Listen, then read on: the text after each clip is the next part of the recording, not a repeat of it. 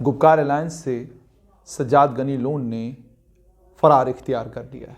ये मैं नहीं कह रहा हूँ, ये वो तमाम लीडरान कह रहे हैं जो गुपकार अलायंस के हिस्सेदार थे। इससे पहले कि गुपकार अलायंस पर और पीपल्स डेमोक्रेटिक पार्टी पर बात की जाए, राजौरी पुंछ के एक बहुत बड़े और कद्दावर नेता सरदार रफीक हुसैन खान का इंतकाल हुआ है। कितनी बड़ी शख्सियत थे वो, और राजौरी पुंछ की सियासत में उनकी कमी कितनी महसूस की जाएगी। मेरे साथ बात करने के लिए हैं पीपल्स डेमोक्रेटिक पार्टी के मास्टर तसद्दुक़ हुसैन। मास्टर जी, सबसे पहले मुझे ये बताएं कि खान साहब जो हैं आज हमारे बीच में नहीं हैं।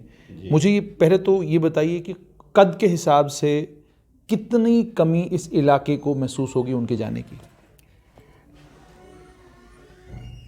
ऐसा है कि ये कानूनी कुदरत है, कोई आता है कोई जाता है, लेकिन जो जाता है एक तजर्बा लेके जाता है, एक उसके मन में जो चीज़ें होती हैं वो बहुत कुछ लेके चला जाता है, और जो बाकी रह जाते हैं वो फिर उनके तजर्बे में वो वक्त आते आते तब आता जब उनको जाना होता है। ये एक मंजिल है, वो अपनी मंजिल तय करके गए हैं, और उस मंजिल के हिसाब से हमें बहुत बड़ा नुकसान हुआ है।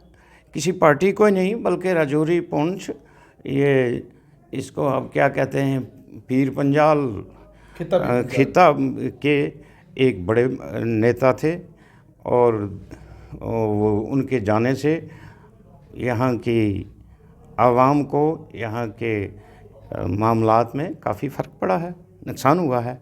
लेकिन है ये कानूनी कुदरत, जाना है और ये तय है, जो वक्त मुकर्रर है उसी पे जाना है। तो इस मौके पे हम अफसोस भी करते हैं और दुआ भी करते हैं कि अल्लाह ताला उनको मग़फ़िरत करे और जन्नतुल फ़िरदौस में आला मकाम अता फ़रमाए, और उनकी जगह नियामुल बदल भी हमें जम्मू पुंछ के लोगों को भी अता फ़रमाए और उनके घराने में भी अता फ़रमाए। मास्टर जी, गुपकार अलायंस से सज्जाद लोन ने किनारा कशी इख्तियार कर ली है। एक चिट्ठी 5 तारीख को अब्दुल गनी वकील ने कोई बात कही, 9 को उन लोगों ने चिट्ठी भी लिखी, लेकिन 19 तारीख तक सुनने में आया कि ना डॉक्टर फारूक साहब ने, ना बाकी जो गुपकार अलायंस के साथी हैं उन्होंने सज्जाद गनी लोन से बातचीत करना या उन्हें समझाना बुझाना या उनसे मिन्नत समाजत करना सही नहीं समझा।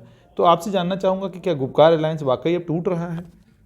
देखिए, पहली बात तो ये है कि जनाब मैं उस कैलिबर और उस लेवल का आदमी नहीं हूँ कि सज्जाद गनी साहब पे बोलूँ या गुपकार अलायंस के टूटने या जुड़ने की बात करूँ।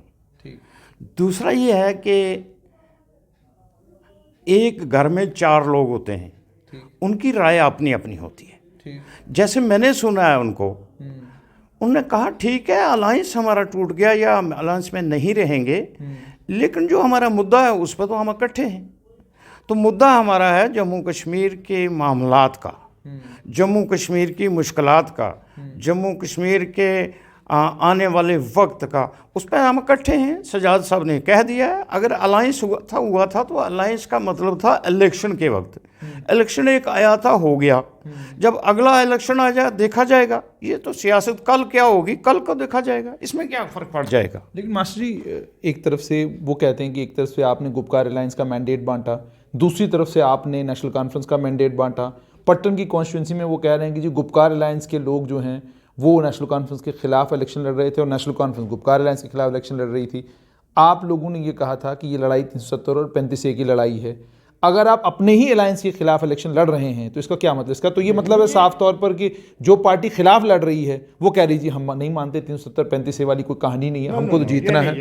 ये नहीं, हमारा जो मुद्दा है 370 और 35A का, जम्मू कश्मीर की हैसियत का, उस पर हम सब एक हैं। मुझे एक भी आदमी लखनपुर से लेके लद्दाख ले तक ये जो पुरानी रियासत है महाराजा की, उसमें कोई, मुझे नहीं लगता है कोई आदमी ये चाहता हो कि मेरा बेटे को नौकरी न मिले, मेरे बेटे को अच्छा मकान न मिले, मेरा बेटा अच्छे स्कूल में नहीं पढ़े। ये जम्मू कश्मीर की तरक्की में तो ना किसी हिंदू को इख्तलाफ है ना मुसलमान को। ये तो गुपकार अलायंस में कांग्रेस नहीं है, लेकिन वो क्या 370 के खिलाफ है? गुपकार अलायंस में ये जम्मू की छोटी मोटी पार्टियां नहीं हैं, लेकिन जितने जम्मू कश्मीर के लोग हैं उनकी हमदर्दी कहीं भी हो, लेकिन वो इस चीज़ के ख़िलाफ़ हैं कि जो रियासत की खसूसी पोजीशन और रियासत का जो नुकसान हुआ है उसके सब खिलाफ हैं, और इस पे हम एक हैं। लेकिन इसका मतलब हो गया आप बहुत मुझे लगता है कि जो बात आप कर रहे हैं, तो मैं आपसे ये समझना चाहूँगा कि नेशनल इन्वेस्टिगेटिंग एजेंसी ने जब वहीदुर रहमान परा से पूछताछ करनी शुरू कर दी, सवाल जवाब करने शुरू कर दिए, नईम अख्तर गिरफ्तार हो गए, उसके अलावा और एक आपके पार्टी के लीडर जो गिरफ्तार नज़रबंद हैं दोनों, तो आपसे ये जानना चाहूँगा, आपसे तो खैर खैरियत भी किसी ने नहीं पूछी गुपकार से?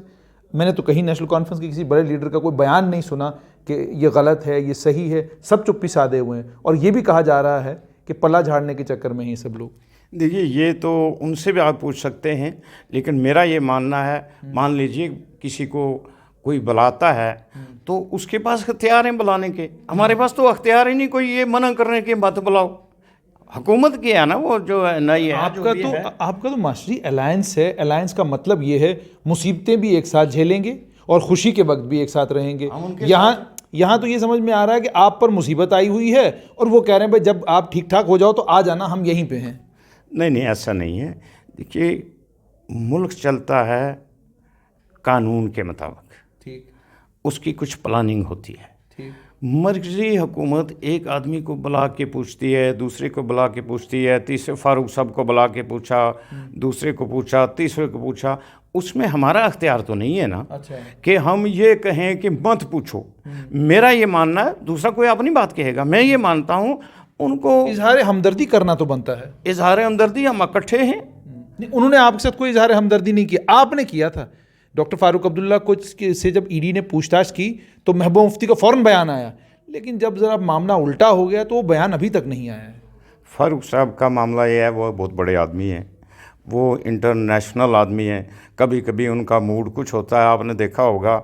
ये 17 फरवरी को वो तकरीर फरमा रहे थे यहाँ गुजर चैरिटेबल ट्रस्ट में 17 जनवरी को, तो फरमा रहे थे, तो उन्होंने सारे हाल को हंसा दिया, बच्चों को भी बता दिया, बूढ़ों को भी। वो तो उनका मजाज अपना, कभी मूड आएगा तो बोल लेंगे, उन पे हम कुछ नहीं कह सकते। वो तो एक फ़कीर आदमी है, साईं आदमी है, तो उन पर कुछ कोई इल्ज़ाम नहीं लगा सकता।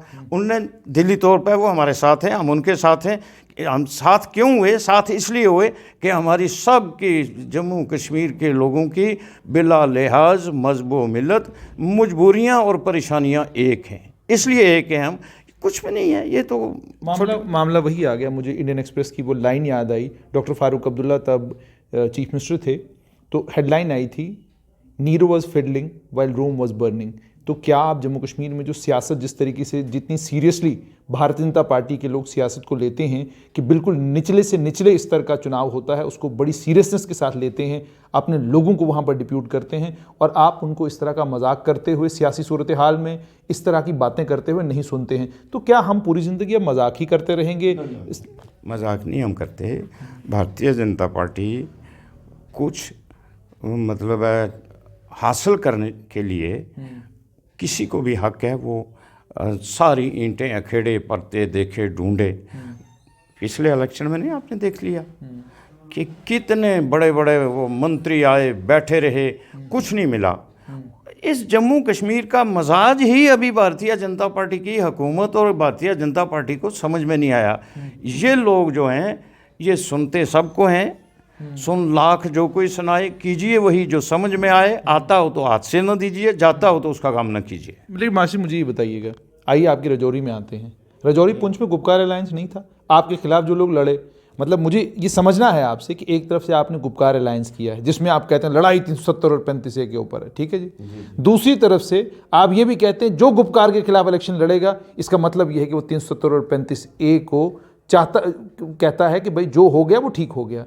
तो वहाँ तो गुपकार अलायंस के लोग ही आपस में भिड़े हुए थे, वहाँ यानी रजौरी पुंछ के लोगों का मसला 370-35 नहीं है, ये कहना चाहते हैं आप गुपकार अलायंस वाले?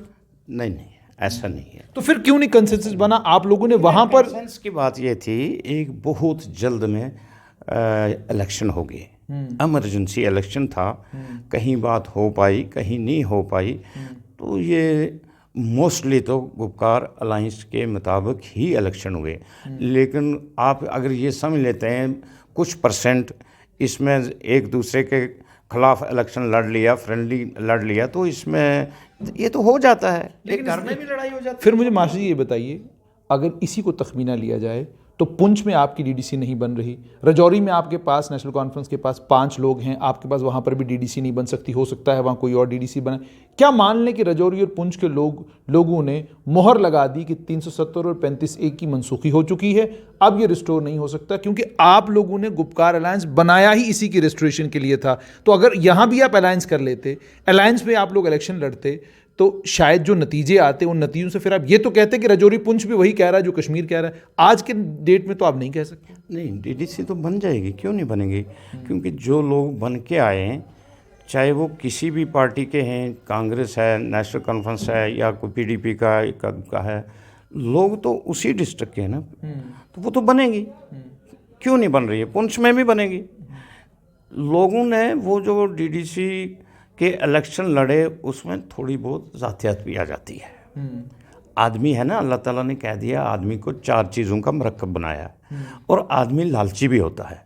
कहीं लालच मुझे भी आ जाती है, कभी आपको भी आ जाती है, सबको आ जाती है, हम सारे इस जुमरे में आते हैं। तो इलेक्शन जो हुए वो हर आदमी चाहता था मैं ही बनूं, लेकिन मैंने, अगर आपको याद होगा, तो मैंने कहा था जिसको अल्लाह चाहेगा वो बन जाएगा, और जो बनेगा, अब वो जो लोग बन गए हैं, वो ये डीडीसी चेयर पर्सन या चेयरमैन जो बनाना है वो भी बनाएंगे। राजौरी की मैं बात करता हूँ, कांग्रेस, नेशनल कॉन्फ्रेंस, एक आध पीडीपी का मिलके बना लेंगे, क्यों नहीं बनेंगे? बन जाएगा।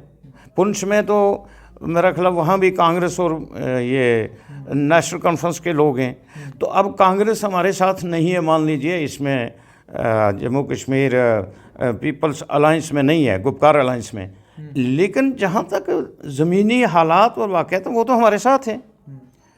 सिर्फ उनकी कोई मजबूरी होगी, वो ये नहीं कह सकते हम अलायंस के, गुपकार अलायंस के साथ हैं, कभी आते हैं, कभी चले जाते हैं, कभी दिल्ली की तरफ देखते हैं, कभी केरला की तरफ देखते हैं, कभी जम्मू कश्मीर की तरफ। तो ये इंसान की एक फितरत है, इसमें कोई परेशानी वाली बात नहीं है। मैं तो इसमें पूरी उम्मीद हूँ कि ये जो इलेक्शन हुए, जो गुपकार अलायंस के तहत हुए, वो मतलब 50% तो सीटें ले ली इसने, गुपकार अलायंस ने। 50% कुछ आज़ाद लोग आगे, कुछ दूसरे आगे, कुछ दूसरे आगे, लेकिन लोग जम्मू कश्मीर के हैं ना। अब सुबह जम्मू में आप देख लीजिए, जितने भी बने हैं, कोई किसी भी पार्टी का, तो लोग तो सोचेंगे जम्मू कश्मीर के आवाम के ही बारे में सोचना है इन लोगों को। इसका मतलब है मास्टर जी, आपने ये तय कर लिया है कि असेंबली के इंतखाबात आएंगे, हम गुपकार में ही इलेक्शन लड़ेंगे, चाहे 2 सीटें मिले, 1.5 मिले, 2.5 मिले, लड़ना इन्हीं के साथ है, क्योंकि अब अगर सियासी तौर पे हमको जिंदा रहना है तो हमें नेशनल कॉन्फ्रेंस का जो है दामन पकड़ के रखना है। क्या ये कह रही है पीडीपी? देखिए ना, इलेक्शन जब आएगा तब बात होगी, मैं पहले तो कुछ कह नहीं सकता हूँ, क्योंकि एक तो मैं छोटा आदमी हूँ, और पहले कह दूँ, मुझे कोई कहने में ये डर भी नहीं। लेकिन ये फैसले, सियासी फैसले वक्त के होते हैं। एक वक्त था कि जम्मू कश्मीर में पंचायत इलेक्शन का बाइकाट हो गया, एक वक्त आ गया कि डीडीसी इलेक्शन में इलेक्शन लड़ लिया। ये तो वक्त की बात है ना, सारा मामला वक्त का है।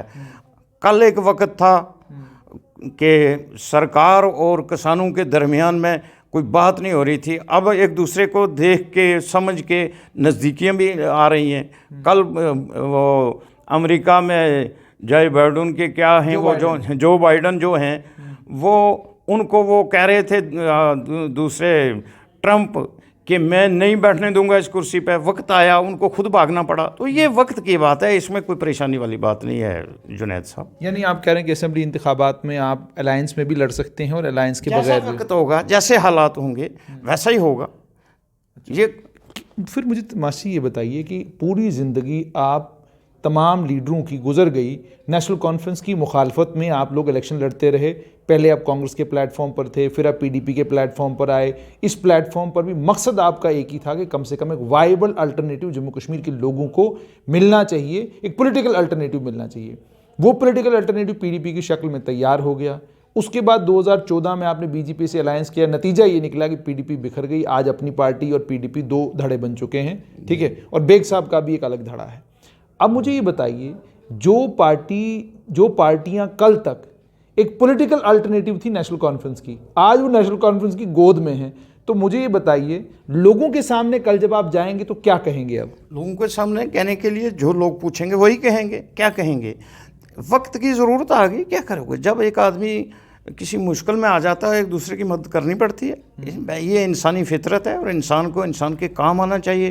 रसूलुल्लाह सल्लल्लाहु अलैहि वसल्लम का फरमान है कि सबसे अच्छा आदमी वो है जो अपने लिए पसंद करे, वो दूसरे के लिए पसंद करते हैं। हम चाहते हैं जम्मू कश्मीर में अमन, हम चाहते हैं जम्मू कश्मीर की तरक्की, हम चाहते हैं जम्मू कश्मीर के इज़्ज़त के साथ यहाँ सब लोग रहें, तो उसके लिए हम सब इकट्ठे हैं, चाहे जो भी हो। लेकिन माशी, इसका मतलब ये हो गया कि बीजेपी और कांग्रेस, आप ये कहें कि ये दोनों कभी अलायंस पार्टनर हो सकते हैं, क्योंकि आइडियोलॉजिकल डिफरेंसेस है ना दोनों में, तो ये कभी कोलिशन पार्टनर नहीं हो सकते। लेकिन जम्मू कश्मीर में पीडीपी और नेशनल कॉन्फ्रेंस अलायंस पार्टनर हो गए हैं, और इस वक्त आप ये कह रहे हैं कि अगर मजबूरी हुई तो हम साथ ही चलेंगे। नहीं, देखिए ना, कांग्रेस और बीजेपी को आपने नहीं देखा इस डीडीसी इलेक्शन में? कई जगह मिलके लड़ा है, कई जगह नेशनल कॉन्फ्रेंस और बीजेपी ने मिलके लड़ा है, कई जगह मतलब इस किस्म के अंदर खाने बड़े होते हैं, क्योंकि इंसान है ना, हिकमत अमली करता है। हिकमत अमली करने में कोई गुनाह नहीं है।